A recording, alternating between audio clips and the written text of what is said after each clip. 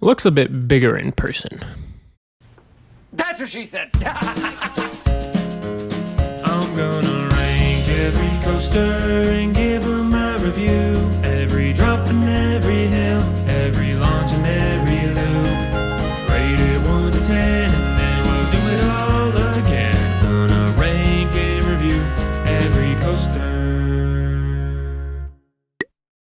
What's going on, everybody? My name is Mario. This is a channel all about amusement park type stuff, but mostly coasters. And today in my never-ending journey to rank and review every single coaster I have ever been on, we're going to be talking about Afterburn at Carowinds. But before we do that, I wanted to just quickly say thank you to my subscribers. You guys are awesome. And to anyone not subscribed, you better subscribe or I will Afterburn you, I guess. But without any further ado, let's review. Starting off with the stats, Afterburn is an inverted coaster manufactured by B&M, sporting a height of 113 feet, a top speed of 62 miles per hour, a total of 6 inversions, a track length of 2,956 feet, and a ride duration of 43 seconds from the end of the lift hill to the beginning of the final brakes. And that ride time is not particularly long, but the ride by no means feels short. Sure, there are longer inverts out there, such as the amazing Montu at Busch Gardens Tampa, but they have multiple slow-paced parts of the ride that don't benefit the ride experience. In contrast, almost every element on Afterburn is a hit, so it definitely uses its length well. Additionally, Afterburn is quite forceful, particularly when it comes to positive G-forces pushing you down into your seat, so you should definitely be satisfied by the time your ride is over. I know I definitely was. And to further explain why this is a great ride, let's go ahead and look at the on-ride experience. You begin your ride by dispatching out of the station directly into a lift hill,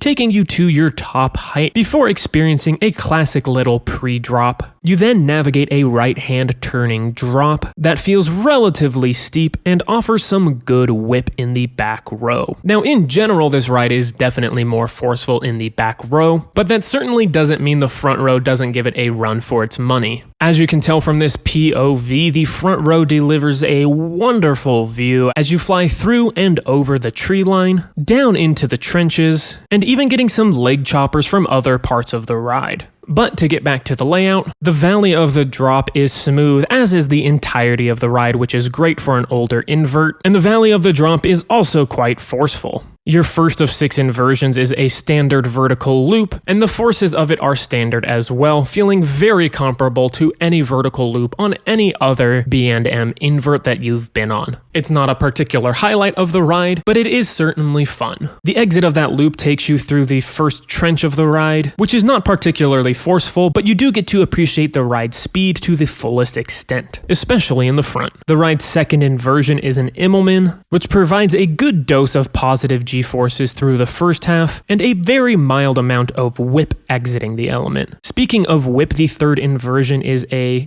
good old 0G roll, which does have some good lateral G-forces, but the fact that you float out of your seat through this inversion is definitely the more enjoyable aspect. After that, you better get ready for the most forceful part of the ride, which is 2 combined inversions known as a batwing. Before even entering this element, you already start experiencing a heavy dose of positive G-forces, as the entry into the element is quite tight. That's what she said. Those positive G-forces don't let up as you twist around into the first inversion of the batwing and down into a trench, all of which seems to get increasingly tighter and more forceful as you pick up speed, and then you pass underneath the park's south entrance, up into the second half of the batwing, where the positive G-forces are definitely still present, but finally letting up the slightest bit. The exit out of the batwing is very similar to the entrance, providing a very rapid transition upward, where you finally start to level out as you experience a turn over the ride station, which in my opinion is a very necessary relief from the sustained 7+ seconds of positive G-forces you just experienced. Even though this hill and turn are very mild, they're not completely devoid of excitement, as the station building and beginning of Afterburn's lift hill appear to come very close to your feet, providing a very fun foot chopper. Dipping out of that hill provides no airtime at all, aside from the slightest floating sensation in the back row. You then enter a delightfully whippy corkscrew that flips you through the ride's surrounding trees, which is followed by one last helping of positive G-forces as you enter the ride's final helix. These last two elements are a nice exclamation mark on top of the ride's enjoyably forceful experience, and they also showcase the ride's enjoyability as far as visuals are concerned because of the track's proximity to the trees. You then hit 2 sets of brakes separated by a right-hand turn, and that's your ride on Afterburn.